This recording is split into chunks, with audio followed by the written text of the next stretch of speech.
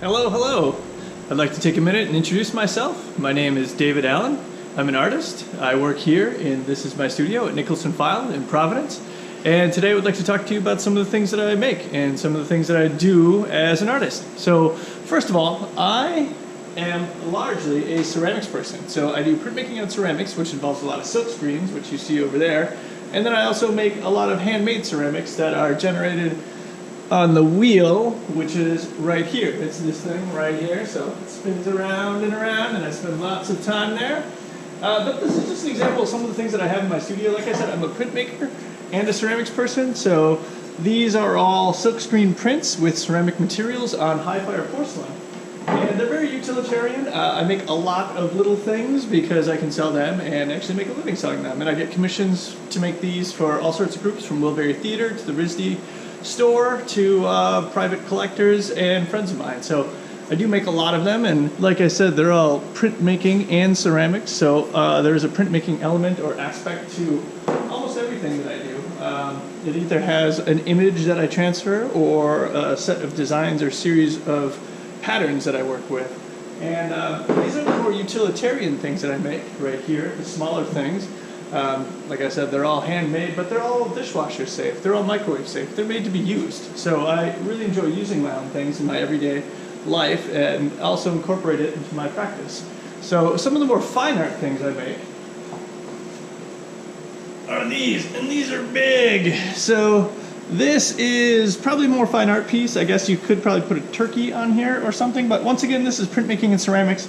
And this is a more formal 4-color separation process of a photograph that I took. So this is the outside of our studio. I'm actually like in here somewhere right now. But this is a more formal process. And as I do more of these videos, I'll talk more about the process of making my more complicated forms. But for right now, I'd just like to give a little introduction about who I am and what I do.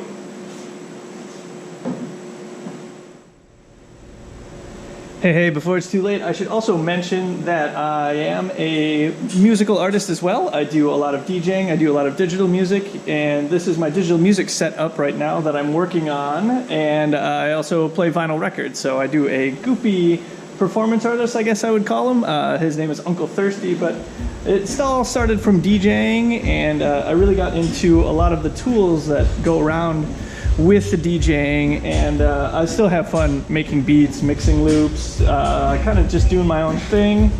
And like I said, it's just a really fun time, and hopefully I'll be able to share some of this with you as well.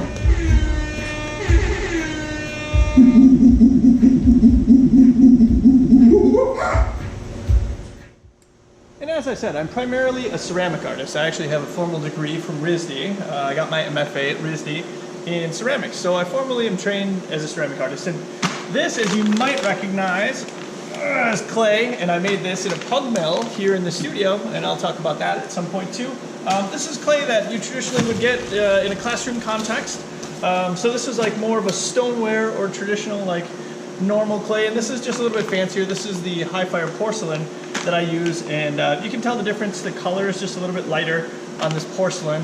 But here's where I do a lot of my clay prep. It's a canvas table, so I'll spend lots of time wedging clay here, rolling clay out here, pounding it around, mixing it together, elbowing it. But it all happens right here in this little spot. So these are a lot of the materials that I do my printing with. So these are different glazes or underglazes or stains or slips. And those are the things that I print with on the silk screens or just use for decorating my ceramic form. So these are basically like the paints of ceramics. These are the things that allow me to get the different colors and patterns and imagery onto my ceramic forms. So the final element, and arguably one of the most important, is this kiln right here. So this is my kiln. It's electric. It's kind of a fancy kiln. It's all computer controlled, which makes it a lot safer to have it in your workspace and be working, you know, when I'm sleeping. Sometimes this can just be firing. The computer's just chugging away, firing this exactly as it should almost every single time, which makes my job so much easier. But this is an electric kiln, and it gets loaded with whatever I make, cups, plates, bowls, etc. And then these shelves go inside so you can stack things. So this exactly fits inside here. And like I said, this is a little bit higher end kind of top-of-the-line electric kiln, but it is the main part of my practice, and it's what separates clay artists from ceramic artists, because clay artists just make things out of clay. Ceramic artists actually fire things in a kiln and make ceramic objects. So it's kind of a nuanced difference, but I really do love this little kiln. It's treated me so well so far, and I hope it lives for many, many, many more years. Okay, now once again, just to summarize, I just want to talk about the three aspects of ceramics that I do, which is the clay, right here, we talked about that, the glaze, or the surface treatment materials, and then the kiln over there. So those are the three elements of ceramics that I do all right here in my studio, and I can explain a lot more details about all of those elements. Bingo, bingo, bingo! So as I mentioned in the beginning, I'm also a printmaker. And a lot of the printmaking I do involves silk screens. So these are all of my silk screens right here. Actually, I have some more over there too.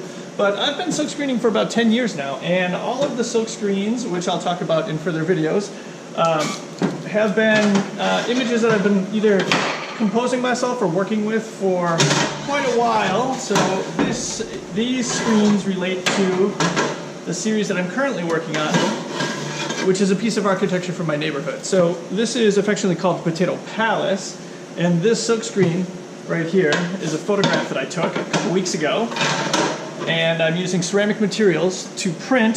So this isn't finished yet. This has been fired one time, or bisque fired, and so I'm using these silk screens to print ceramic materials onto ceramic form. And eventually, once this is fired, this will be vitreous and impermeable to water, so if you wanted to use this, this would actually be a functional and decorative object, but it's derived from using these silk screens on classic porcelain, and then firing them to just the right temperature so they all fit together.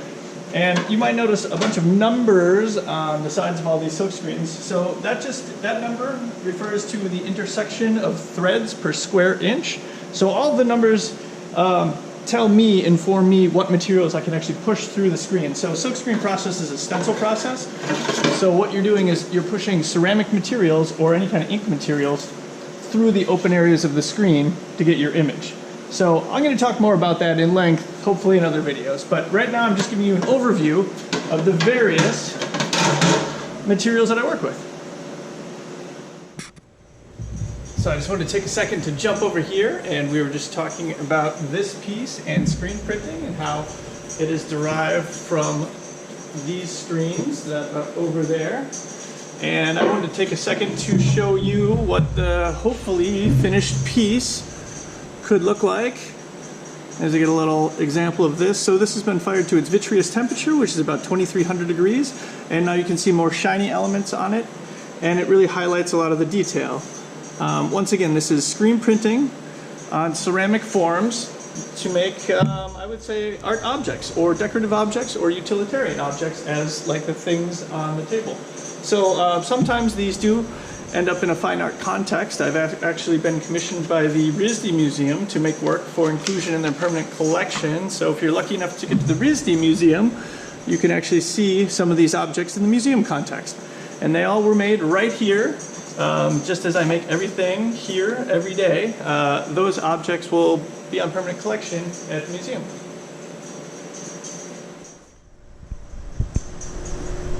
Just leaving the studio and going on location to show you a few other places around the studio with the materials that I use for my practice. The first one is the darkroom. So now here we're inside my darkroom. Actually, I don't have to whisper. I don't know, I was whispering, but I can turn this light on too. So this is my darkroom. This is where I do all of my exposure for all my screen printing, because I use a photosensitive process or photo emulsion process where UV lights, which are, wait for it, these right here, cure or harden emulsion that goes on a screen. And I'll talk more about that in later videos, and that'll actually be part of the programming that I'm able to do. But I just wanted to show you what a darkroom looks like. And this little tiny room I actually spend a lot of time in. It is adorable. It's small, but it fits my needs really well. And it keeps all of the UV out from coming in here to interrupt any of my processes. Okay, leaving the dark room, we're going to go on another road trip here. This is my friend Alex's studio, just playing through. So with screen printing, there's three elements. It's really the design element, the printing element, and then the exposing screen element. So what I just showed you was the dark room, and we talked about exposing screens. So another really important aspect of the dark room is also having a washroom, so you can wash your screens out. So this is the not so glamorous, but a very important part of the whole process, spray area, where we just use various water pressures to wash out mostly screens or any ceramic stuff we're working on. All the materials we work with are non-toxic, so they can all just be washed out right here, which is really nice. A lot of ceramic materials in the 70s, 50s, 60s, and 70s had dangerous materials in them, and we don't work with any of that stuff anymore, which makes my job so much nicer. But we also do have a power washer too, so like really sometimes you have to get in there and wash things out. But this is all part of the process, and I'm just showing you the various tools that I use, and I will talk about them more in depth as we go through the process of exposing screens and transferring images. Hello, hello, once again. My name is David Allyn. I'm a full-time practicing artist, and this is my studio. It's been a pleasure to share an overview of my studio practice with you. Big thank you to Gordon School for the opportunity to share my creative process.